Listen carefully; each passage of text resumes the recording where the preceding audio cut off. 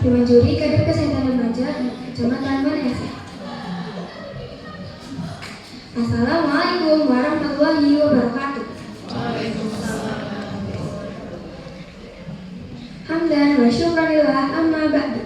Perkenalkan, saya Olivia Zahra Bilqis dari MTS Muhammadiyah Manesa akan mempresentasikan materi tentang stunting. Apa itu stunting? Stunting merupakan kondisi gagal pertumbuhan pada anak, pertumbuhan tubuh dan otak akibat kekurangan gizi kronis terutama dalam 1000 hari pertama kehidupan. Sehingga anak lebih pendek dari anak seusianya dan memiliki keterlambatan dalam berpikir. Prevalensi stunting di Indonesia. Kementerian Kesehatan mengumumkan hasil survei status gizi Indonesia pada Rapat Kerja Nasional BKKBN bahwa prevalensi stunting Indonesia tahun 2021 sebesar 21,6% dan 24,4% di 2022.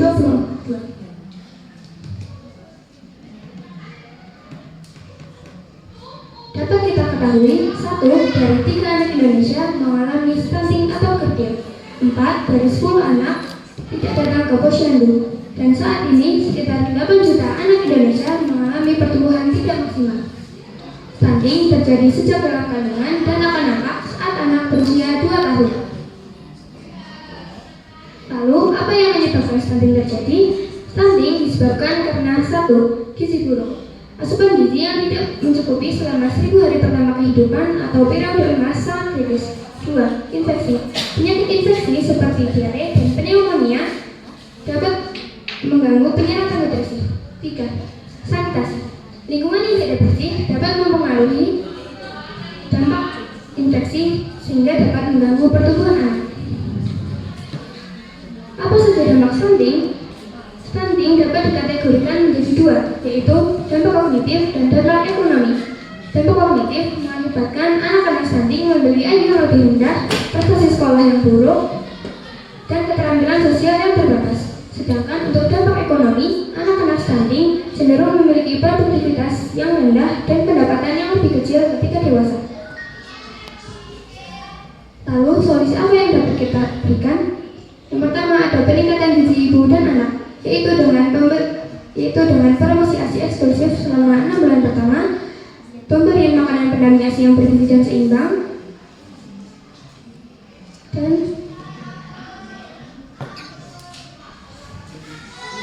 yang kedua ada peningkatan akses kesehatan, yaitu dengan peningkatan akses kesehatan dan layanan kesehatan bagi ibu dan anak, dan program imunisasi lengkap untuk mencegah penyakit infeksi. Yang ketiga ada perbaikan sanitasi dan kebersihan, yaitu dengan penyediaan akses air bersih untuk ibu dan anak, dan edukasi tentang praktik kebersihan yang baik. Yang keempat ada edukasi dan pemberdayaan masyarakat, yaitu dengan edukasi gizi dan kesehatan bagi ibu hamil dan menyusui, dan pemberdayaan komunitas melalui kader kesehatan dan posyandu. Jadi dapat disimpulkan bahwa stunting adalah masalah kesehatan yang kompleks dan multidimensional. Penyebabnya melibatkan aspek gizi, kesehatan, dan lingkungan. Sehingga diperlukan kerjasama seluruh lapisan masyarakat dalam pencegahan stunting. Dan saya berterima kasih terutama kepada petugas kesehatan dan seluruh lembaga pemerintahan yang selalu melakukan sosialisasi dan aksi nyata dalam pencegahan stunting. Dan semoga target pemerintah dalam penurunan jumlah prevalensi stunting 2024 menjadi 14% bisa terwujud. Mulailah menyayangi diri sendiri dan keluarga kita dengan hidup sehat gizi seimbang. Terima kasih atas segala perhatian. Nuwun wa qalam wa ma yasurun. Wassalamualaikum warahmatullahi wabarakatuh.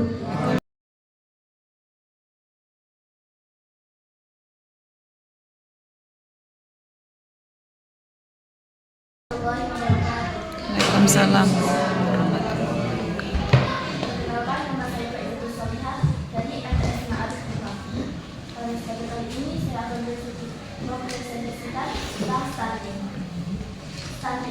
Stunting adalah kondisi gagal tumbuh pada anak berusia di bawah 5 tahun atau balita akibat kekurangan asupan gizi kronis dan infeksi Tadi dibuat oleh indeks antropometri yang menggunakan data pajak berdasarkan umur, PB atau U, untuk anak usia di bawah 2 tahun dan menggunakan data tinggi badan berdasarkan umur, PB atau U, untuk anak usia 2 tahun ke atas. Apakah kalian tahu apa saja masalah stunting yang sering dialami oleh remaja? Masalah stunting yang sering dialami oleh remaja antara lain: 1. Anemia, 2. Underweight atau berat badan kurang, 3. Gula kurang dari 23,5 cm atau fat, kurang energi kronis. Penyebab stunting. Penyebab langsung kurangnya asupan makanan bergizi dan infeksi berulang dalam jangka waktu tertentu atau kronis. Penyebab bisa langsung akses terhadap makanan bergizi, pola asuh yang tidak optimal, kurangnya akses terhadap layanan kesehatan, praktik, gen, atau masalah kesehatan lingkungan yang mempengaruhi akses air bersih dan sanitasi. Dampak stunting. Dampak jangka pendek, gangguan pertumbuhan fisik dan perkembangan kognitif. Dampak jangka panjang, risiko penyakit kronis di masa dewasa, rendahnya produktivitas dan kualitas hidup yang menurun. Pencegahan stunting. Intervensi gizi sensitif, peningkatan akses air bersih, sanitasi, pendidikan dan jaminan sosial.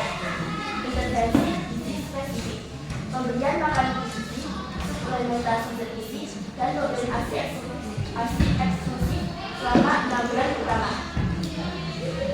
Peran masyarakat, penyuluhan dan edukasi, meningkatkan kesadaran masyarakat tentang pentingnya gizi seimbang dan praktik higien. Keterlibatan komunikasi, mendorong partisipasi aktif masyarakat dalam program pencegahan stunting. Kesimpulannya, stunting adalah masalah serius yang memerlukan perhatian dan tindakan segera. Pencegahan stunting memerlukan kerjasama dari berbagai pihak, termasuk pemerintah, masyarakat, dan keluarga. Sekian presentasi dari saya. Wassalamualaikum warahmatullahi wabarakatuh.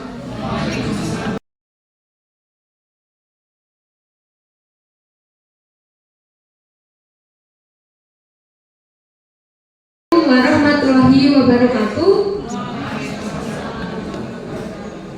Tak kenal maka tak sayang, tapi jika sudah kenal jangan kesayangan ya. Ya.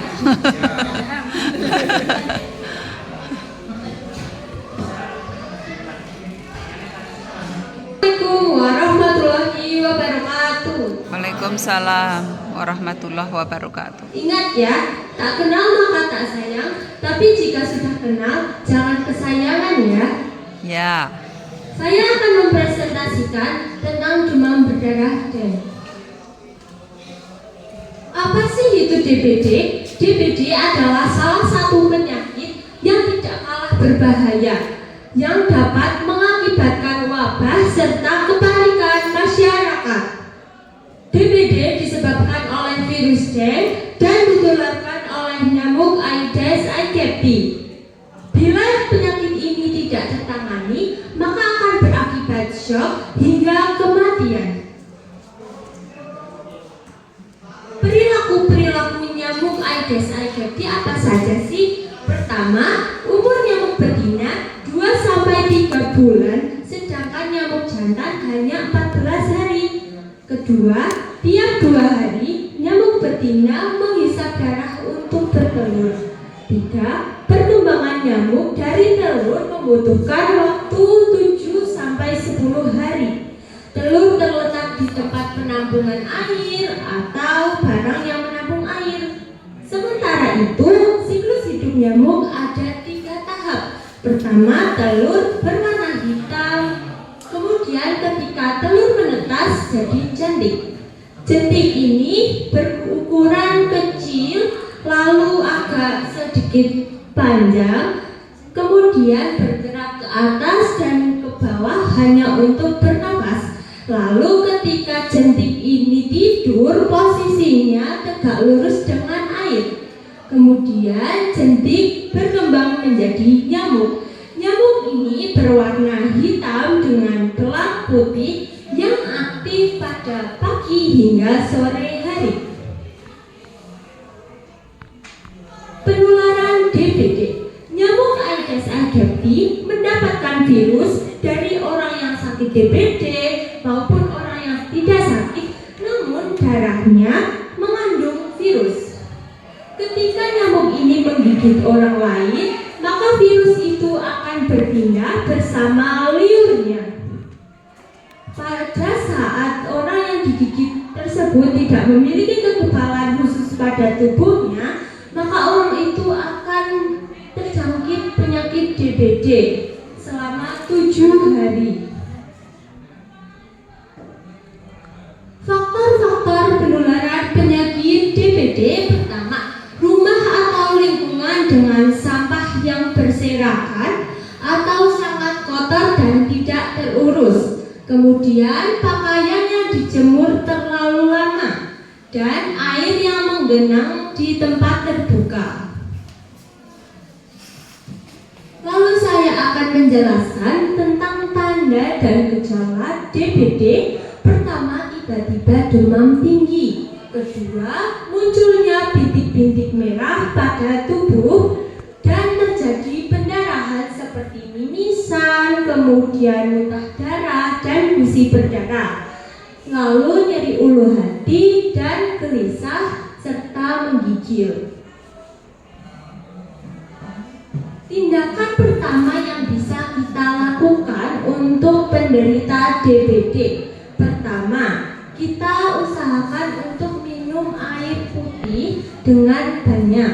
Kemudian istirahatkan penderita sambil dikompres dingin. Lalu berikan obat penurun panas serta segera bawa ke puskesmas atau rumah sakit terdekat. Cara pengendalian DBD ada 4 langkah nih. Pertama, pemberantasan sarang nyamuk atau PSN. Kedua, larvasidasi. Ketiga, perilaku hidup bersih dan sehat. Dan yang terakhir ada fogging oleh petugas. Pencegahan DBD ada 3 metode. Yang pertama, metode biologis dengan cara memelihara tumbuhan maupun hewan. Contohnya, ikan cupang pada kolam dan tumbuhan papirus atau lotus. Kedua, metode kimiawi secara pengasapan atau fogging dan pemberian bubuk apatit. Ketiga, metode lingkungan, cegah gigitan nyamuk dengan cara memasang kelambu pada saat tidur dan menggunakan 4M+, yaitu menguras, menutup, menggubur, dan memantau. Serta kita juga harus menerapkan PHBS, yaitu perilaku hidup bersih dan sehat. Jumantik adalah salah satu juru pemantau jentik yang memiliki fungsi untuk memutus rantai penularan penyakit dan orang yang ingin digigit. Kita sebagai kader kesehatan remaja memiliki peran serta yang penting dalam memberantas demam berdarah dengue. Stop DBD dan lakukan PSN setiap hari Jumat pukul 9 hingga 9.30. Sekian presentasi saya. Terima kasih. Bila ada kesalahan saya mohon maaf sekali ya. Wassalamualaikum warahmatullahi wabarakatuh.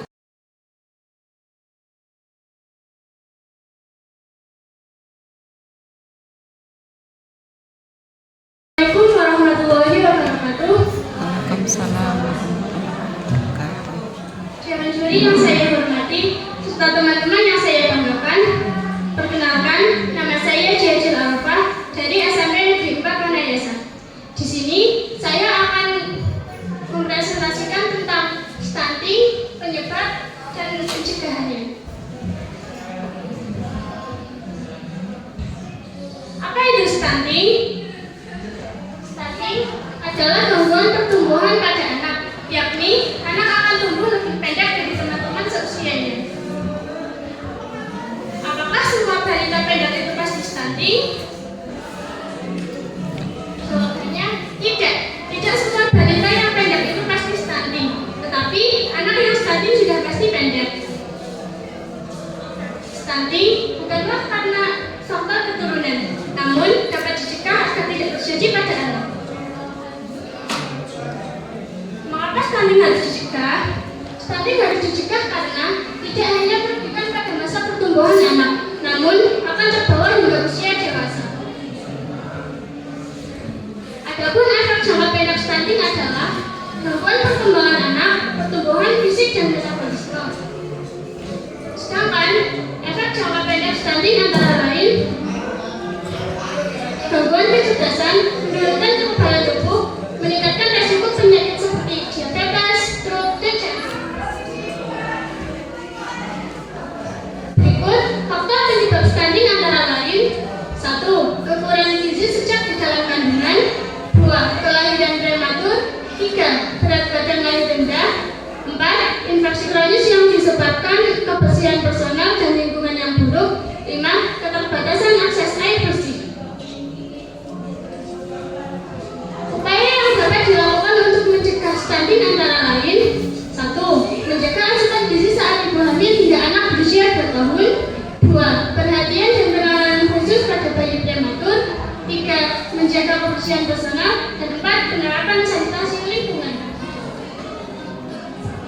Mari kita berantas stunting untuk ciptakan generasi unggul, sehat, cerdas, anak-anak Indonesia. Kopaji Sidang Santan, Sedaya Lepat Dewan Pangapunten. Sekian dari saya. Wassalamualaikum warahmatullahi wabarakatuh.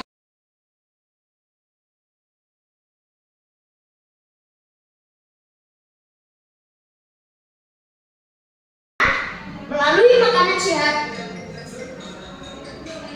Makanan yang boleh dikonsumsi yaitu makanan yang bergizi, bersih, tidak memakai zat warna, terlindung dari sinar matahari bagus, tempat sampah yang tertutup, dan saluran pembuangan air tertutup dan bersih. Nah, ini adalah kandungan makanan yang tidak boleh dikonsumsi, yaitu pewarna tekstil, aspartam, dan formalin. Cara menjaga kesehatan melalui PHBS yang kedua: membuang sampah di tempatnya. Sampah tergolong menjadi 2 jenis, antara lain sampah organik atau basah dan sampah anorganik atau kering. Sampah organik yaitu sampah yang dapat dikurai dan mudah membusuk, sedangkan sampah anorganik adalah sampah yang tidak bisa terurai dan tidak bisa membusuk. Contoh pemisahan tempat sampah: untuk yang hijau biasanya untuk sampah organik, sedangkan yang putih untuk sampah anorganik. Apa saja dapat membuang sampah sembarangan? Membuang sampah sembarangan dapat menyebabkan yang pertama, banjir, yang kedua, sampah menumpuk, yang ketiga, pencemaran air dan tanah, dan yang keempat, menyebabkan berbagai macam penyakit. PHBS yang kedua adalah mencuci tangan pakai sabun. Manfaat cuci tangan pakai sabun adalah akan banyak mengurangi mikroorganisme atau kuman dari kulit tangan. Kenapa mencuci tangan pakai sabun? Basahi tanganmu, ambillah sabun, usap dengan usaha selama 20 detik, bilas selama 10 detik, tutuplah keran, dan keringkan tanganmu. PHBS yang keempat, mencegah perkembangan jentik. Tempat pembiakan jentik biasanya ada di pot bunga, timba, penampungan air, bak mandi, dan kolam saluran air hujan. Memberantas jentik dengan 3M, yaitu menutup tempat sampah, mengubur barang bekas, dan menguras bak mandi. Waspada demam berdarah dengan 3M. Plusnya adalah memelihara ikan pemakan jentik nyamuk, menggunakan obat anti nyamuk sebelum tidur, dan masih banyak lainnya. PHBS yang kelima dengan yaitu dengan olahraga teratur dan terukur. Olahraga yang bisa dilakukan di sekolah yaitu senam pagi,